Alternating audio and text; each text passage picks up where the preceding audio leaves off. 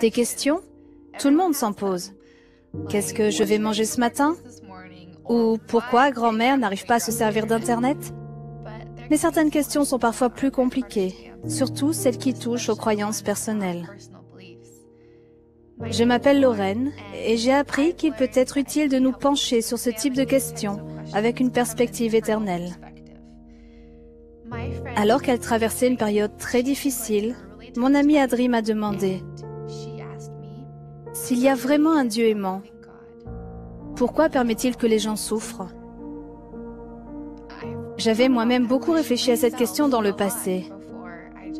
Sur le moment, je n'ai pas su quoi lui répondre, mais j'aime mon amie et je voulais l'aider à trouver la bonne réponse à cette question.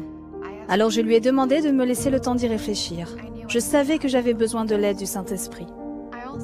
Je savais aussi qu'il fallait que je prenne en considération les suppositions et les croyances qu'elle pouvait avoir sur Dieu et qui l'avaient amenée à se poser cette question de cette manière. La souffrance est une chose mauvaise qui ne devrait pas exister.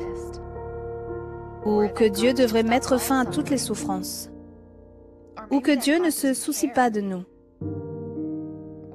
Ou encore que Dieu n'existe tout simplement pas.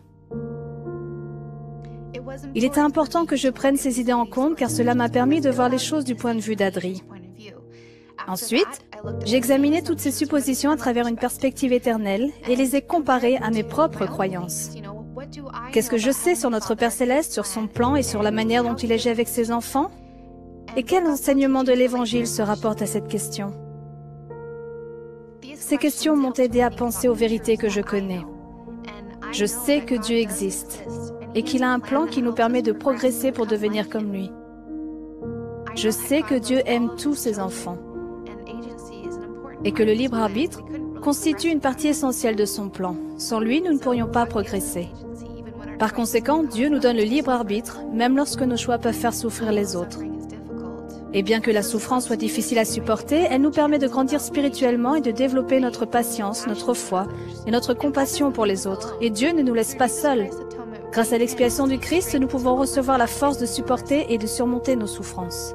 Quand j'ai pris du recul pour examiner la question d'Adri avec une perspective éternelle, j'ai pu la reformuler et la voir différemment.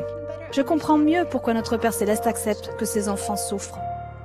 J'ai appris que si nous nous tournons vers Dieu avec foi, nous trouvons les vérités qui nous permettront de répondre même aux questions les plus difficiles.